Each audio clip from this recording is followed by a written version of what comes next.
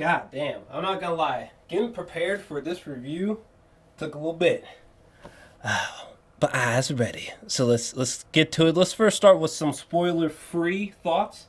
So this is gonna be very short and concise. But if you have never heard this show, first off, welcome, motherfucker. Second off, basically, the shortest way I can describe this show to you is it's about these two FBI agents in the 70s who reach out to serial killers who have been in prison to sort of analyze their minds and interrogate them and interview them so they can get better insight into the mind of fucking murderers and psychopaths. So they can get better at catching serial killers or psychopaths. Hell, during this time, they didn't even have the term serial killers. Fucking one of the main characters refers to serial killers as sequence killers or some shit. And that's pretty much all you need to know. Okay? Not to mention David Fincher.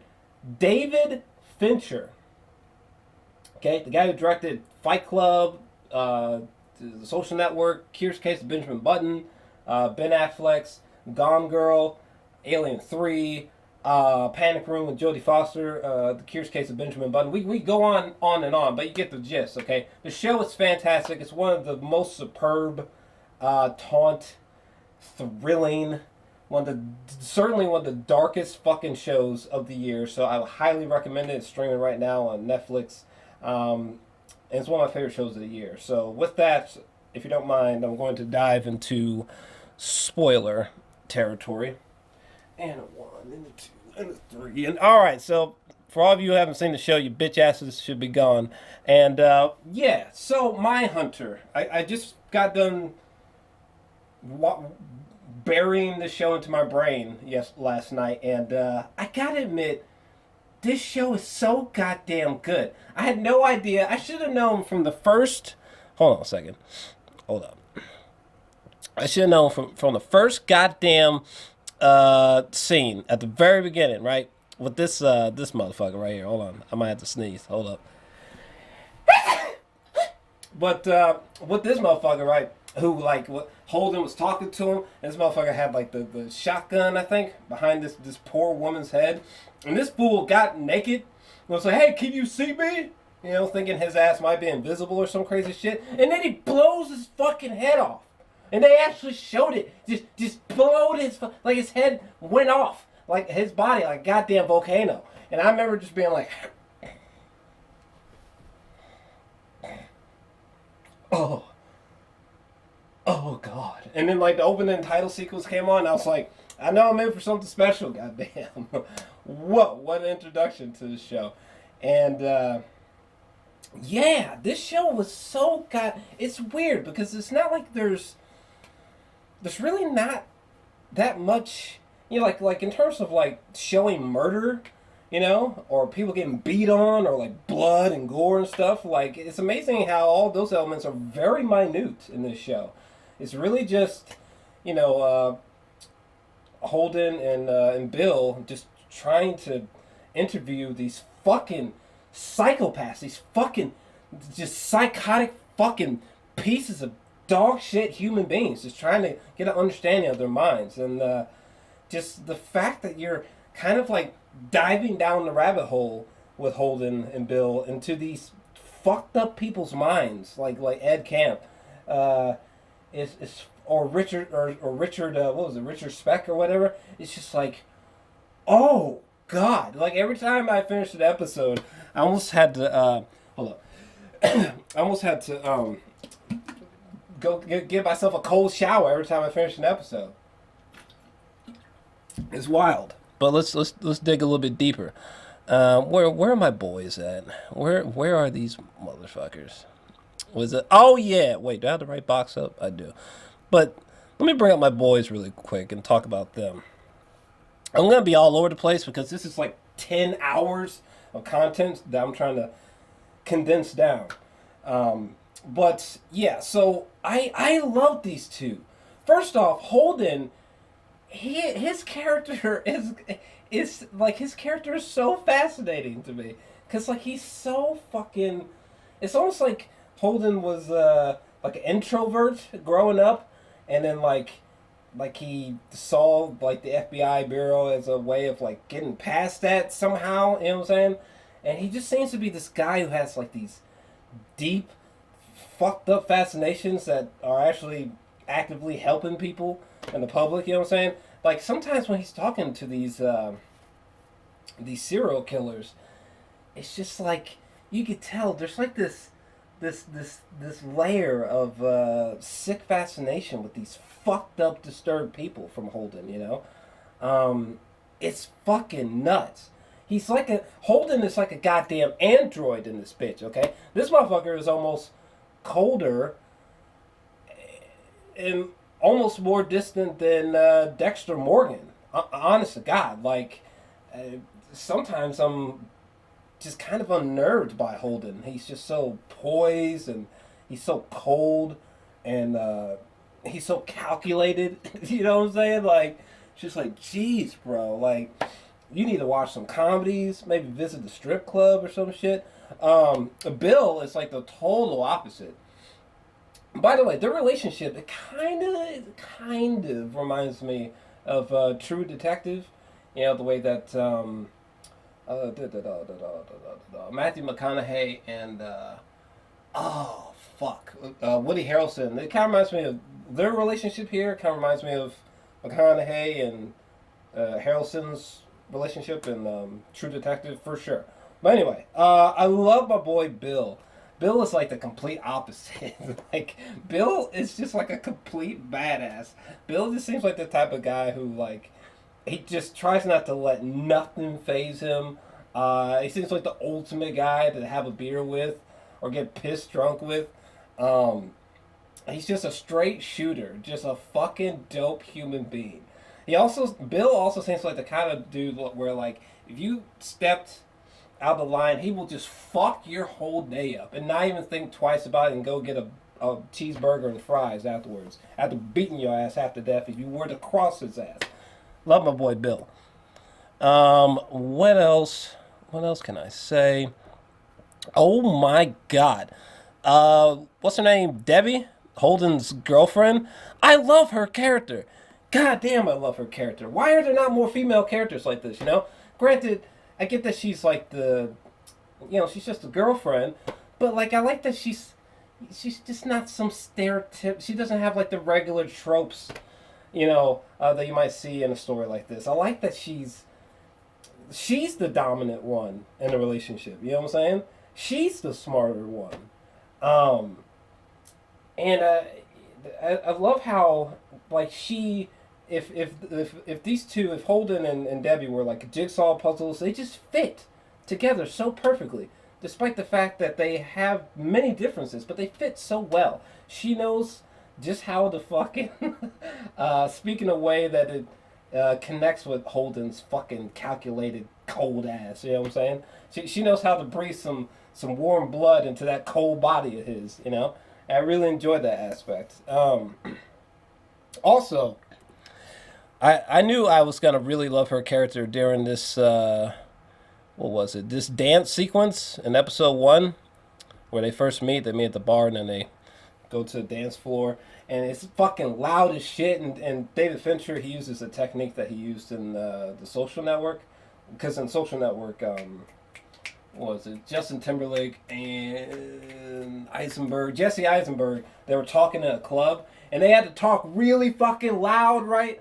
And because the music was pumping, and I like that he used the same technique here. It makes it realistic and draws you into the moment. It's not like a movie moment here where they're talking in the middle of the dance floor and like the music's down here and their voices are up there. I like that the music, it's like the audio in this scene is realistic. It's small details, but I like that kind of shit.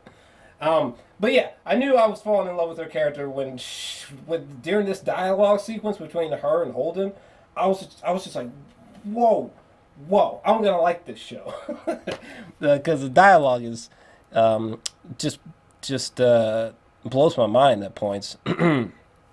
What else do we have?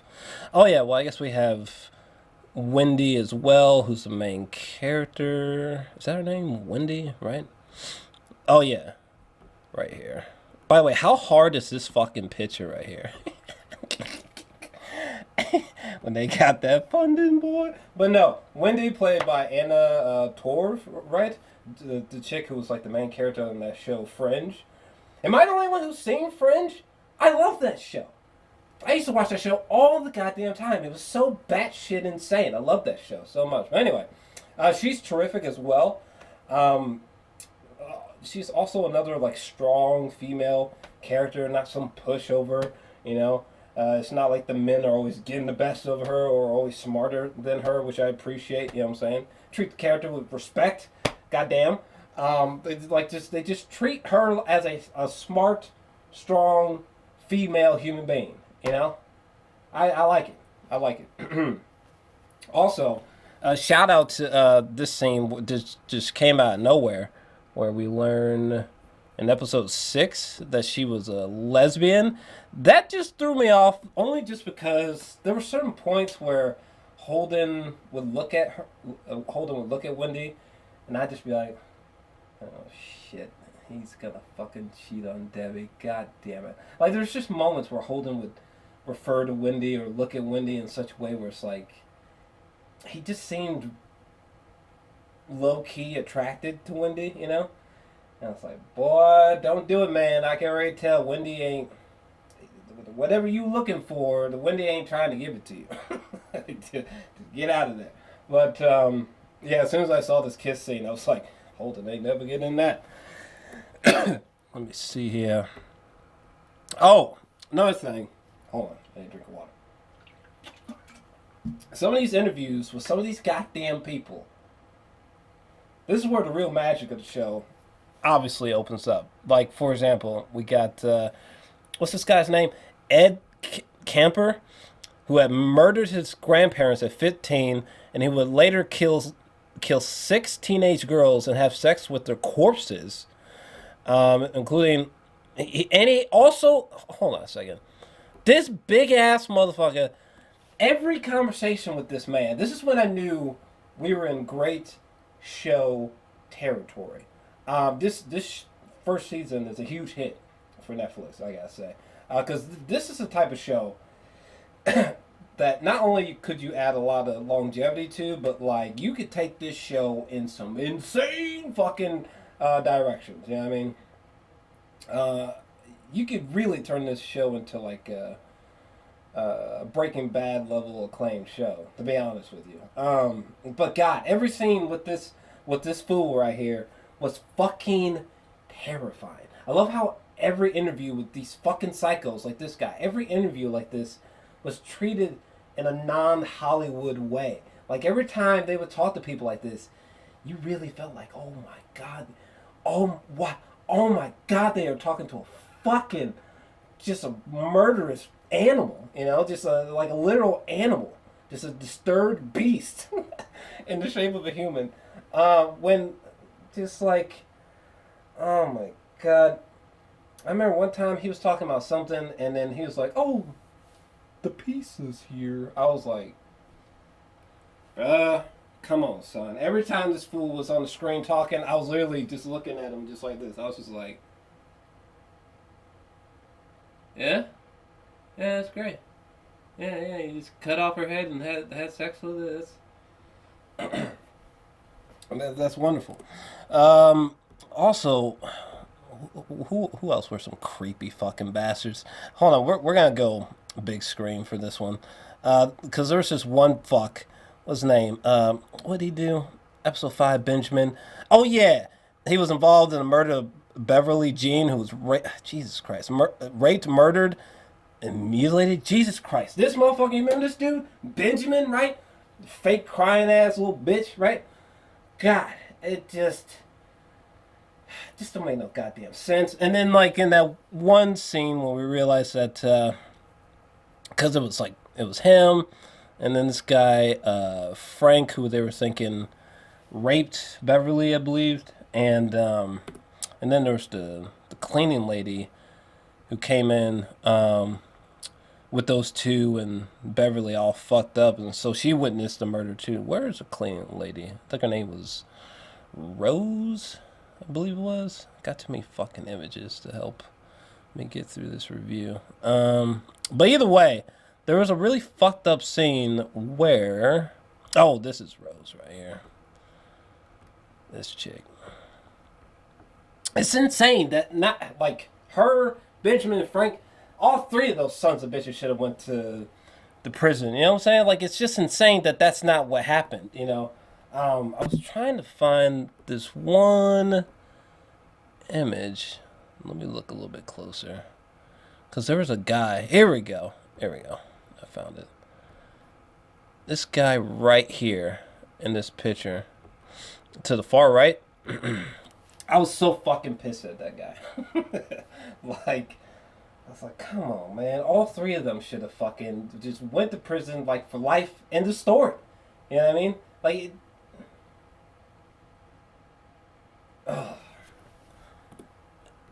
shit like that's frustrating. What else can I say about this show? Oh, yeah, that fucking dude. What's his name? Jerry Brutos? Or some shit? This guy who had the fascination with the women's heels and shit. God damn. At every scene with him as well, I was just like, fuck. Like, get that witchcraft away from me. I really don't like this fucking dude. Or that one time they went in there and they brought shoes in there, right? And this crazy son of a bitch was masturbating over in the fucking corner of the cell with the fucking shoes. Man, this show... God, this show is really... It's really fucked up. Jesus Christ. Who else was some... Oh, yeah. This motherfucker, Richard Speck, in episode 9, American mass murderer who tortured, raped, and murdered 8 student nurses. Jesus fucking Christ. Yeah, this guy... What a creeper. But this is where I was talking about, where sometimes Holden just kind of unnerved me. What was it that Holden said? Actually, we're going to go big screen for this one. What was it? I'm glad I saved this image because I would have forgot specifically what he said. But Holden says, fucking, what gave you the right to take 8 ripe cunts out of the world? That line of dialogue had me spinning, man. Had me literally spinning. Jesus Christ. Perfect. Because... I was just like, Holden. But, I mean, I knew what he was trying to do. He was trying to get inside of Richard's mind and shit, you know. But it was just like, you know, Holden, he just seemed too goddamn calm. Even Bill was fucking unnerved, right? By the tactic. A clever tactic, in a way, you know. Holden made it so that he could, I guess, connect with Richard, and Richard could feel like opening up. God damn. There was also that one crazy fuck who was like, you got any Big Red? Remember that guy, the rapist? I think I have a picture of that son of a bitch, just in case you might not remember. This fuck right here. I don't think I got his name, but yeah, this guy. The stories that he was telling as well, about how he, I think he had like raped the girl and she got away and he was chasing her down, and I was just like, oh my God, I can't imagine, man. I can't imagine having a job where I had to interview and speak to minds like that. Like, that's fucking tough. Another great thing about this show is that it's almost like they tried to pull off... it's interesting. It's like they tried to make like a... You know, Zodiac by David Fincher and Seven by David Fincher. Also, there's Denis Villeneuve's movie with Jake Gyllenhaal and Hugh Jackman called Prisoners. Okay, those 3 movies. This show, it's like imagining those 3 movies kind of smushed together and made into a TV show. That's basically, I think, what they tried to do with this show. I think they exceed to large extents, but not completely. But it's an excellent effort because this show, like the cinematography of this show, is vintage Fincher, cold, sterile, very naturally lit shots, really fine performances from everyone. I don't know that there was anyone that particularly stood out or that I thought was exceptional, but I thought that everyone was great in terms of the acting in this show. Yeah. Great cinematography, really good, convincing acting. By the way, random, but this was from the first episode where they were going through like a training exercise, right? About how they might, how these kids might behave in like a hostage situation or, dealing with a criminal that's fucking about to endanger someone's lives. Like, how do they fucking save the day, right?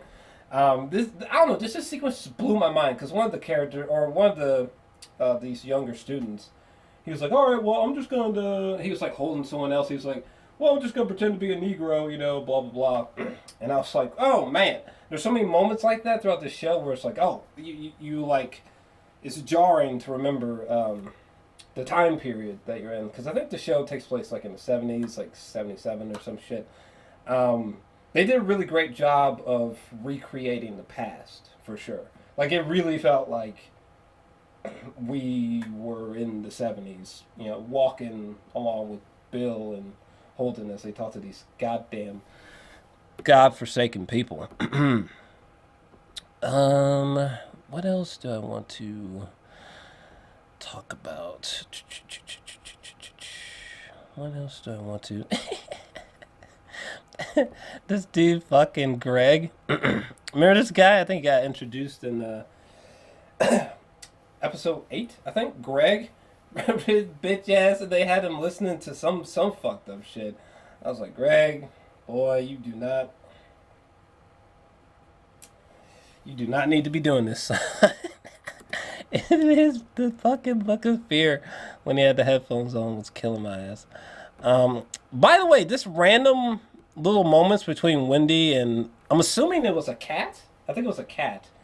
That first off, I was so afraid for Wendy when she came down, all sexy, looking sexy to me. I always thought she was very attractive. Anna, boy. But anyway, when she was coming down, right, I was so concerned. I was like, woman, you don't know, be careful. Put some pants on, bring a gun with you. What you doing? What you going into the basement for? Okay, you can't be looking like that. Be careful, woman. I got concerned, but it was all right. But the sequences with her feeding this cat was interesting. I suppose they put that in there to sort of, I guess give you a sense of what she's like as a person, without exposition, I suppose. But the time where she came in and she looked at the can of tuna, but there was like ants everywhere, I was like, oh, the cat dead, but what? All right. Shit. I was expecting like a cute moment, where the cat finally comes up and she takes it home. It's like, yeah, no, I guess not. Let me see. That's still there. Oh no, go back. What else? Oh yeah, this dude Dwight. Remember that guy? Mama's boy. Great scene. They're in the alleyway next to Dwight's house, and it's sort of it's Holden and Bill.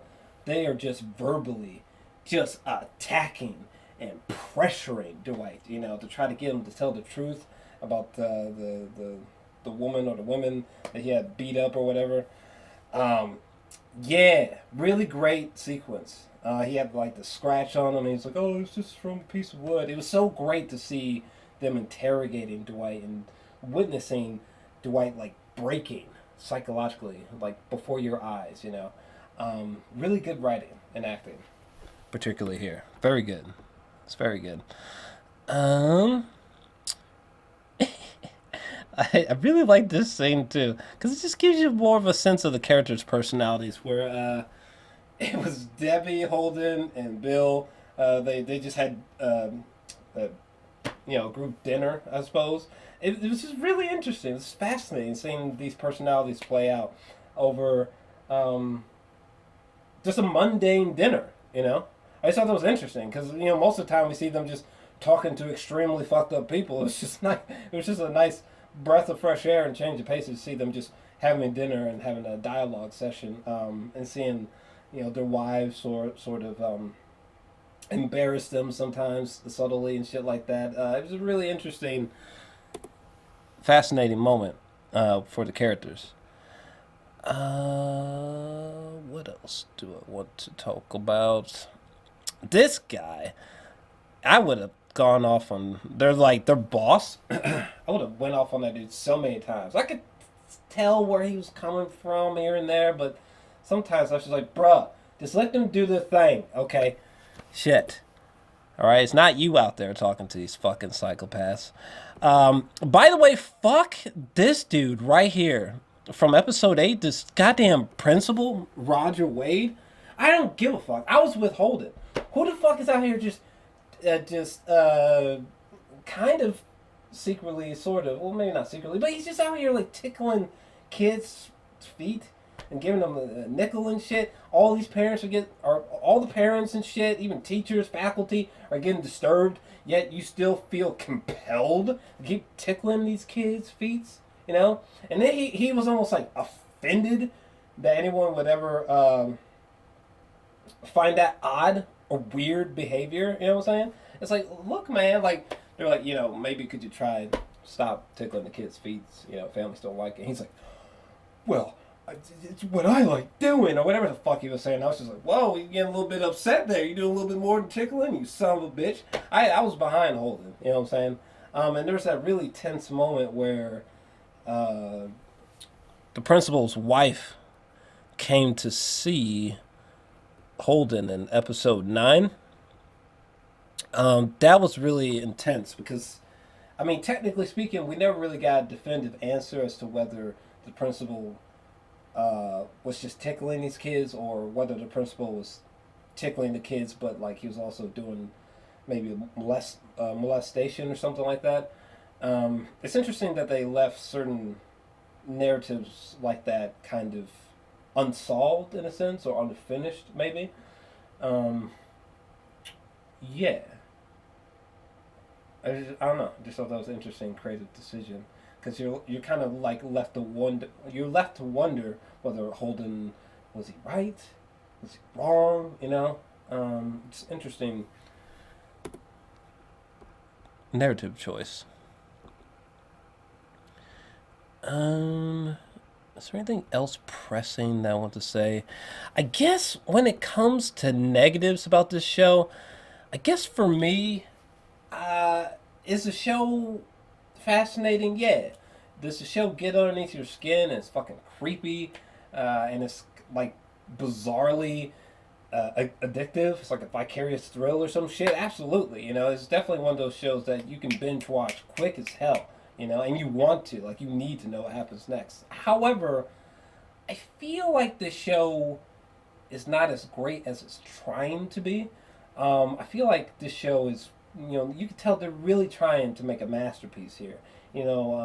So like Zodiac by David Fincher, that's a 10 out of 10 film for me. Very underrated in my opinion. And it seemed like they tried to make a 10 out of 10 Zodiac show, David Fincher's style show here, and they don't exactly hit the 10 out of 10 mark in my opinion. Mostly that's because I just feel like, I don't know, when I watch Zodiac, when I watch Seven or Prisoners, there were like these eureka moments. There were like these moments, like the ending of Seven, or all those scenes where Jake Gyllenhaal he's starting to connect the dots, and that paranoid feel that Zodiac would give you when Gyllenhaal is like digging deeper and going down deeper rabbit holes of research and shit. Prisoners, the use of a certain whistle, certain wallpaper that has mazes on it. A particular somebody shoots themselves in Prisoners. Those movies, they had what I like to call like eureka moments, moments that were just like, oh shit, or like oh shit, here we go. And I feel like Mindhunter never really had moments like that. Mindhunter, it never really had like huge revelations. I felt not substantially. Mindhunter never had any big, never had any plot twists or like explosive story arcs for characters. You know what I mean? I mean, there's shocking moments in Mindhunter, but I guess there just weren't moments that just really just hit you and you were like, oh my god! I never really got those moments from Mindhunter. Um, though the moment at the beginning of episode 1 where that guy shoots himself, that was just like, what? But yeah, I guess they're just. I felt like Mindhunter needed some, because when the show it ends kind of abruptly. You know what I mean? It's just like fuck. That's it. It's over. Fuck. Well, luckily there's a season 2 coming, but yeah, I just wish there was maybe like some really shocking revelations or maybe like a plot twist, something equivalent to that. I think is what the show needed to carry me to a 10 out of 10. Personally, I'm just feeling like a 9. Like a 9 out of 10. I think the show is pretty damn excellent. Oh, another thing is that the show didn't really have any real emotional resonance for me. I mean, outside of being like shocked and like creeped out and like, wow, that's dark as fuck, I didn't really have any real emotional moments. There wasn't any moments that plucked at the heartstrings or anything like that, which I think the show actually kind of needed. That might have carried me to a 10 out of 10 as well. For example, there's a moment here with Bill. He's saying goodbye to his wife and his kid. And there are some moments where, like, he had an argument with his wife because the kid, I think the kid was, like, adopted or something, but the kid had snuck into, like, his office and, like, took a picture, a real picture of, like a real murder. I wish there were just maybe more emotional moments like that where I became more emotionally attached to the characters, I suppose. I think the show was missing that substantially. But, so yeah, I don't think it's a 10 out of 10. I don't think it's a masterpiece. But for fuck's sake, just throw that out the window for a second. I still think this show's a 9 out of 10. This show is magnificent. It feels like an immediate cult classic, and I feel like season 2 was greenlit in like November, I think, or something like that. So I'm very excited that season 2 is coming. Also, oh no, I will say though, episode 10, that one moment, I said, God damn, where's I hope I took a picture of it. I think I might have. Let me skim through this slowly, cause I don't think I have it. But either way, so in episode 10, that fucking big, huge guy, Ed Kemp, or Kemp, whatever, so Holden goes to the hospital to see his big ass, right? And fucking, it's just those two, right? And fucking Ed, he fucking stands up like fucking Frankenstein, you know what I'm saying? Fucking Ed is like, well, there's no one around. I could kill you before anyone came. I could do some fun things with you before anyone showed up. I was just like, oh no, Holden, get out of there. Doc, get out, run.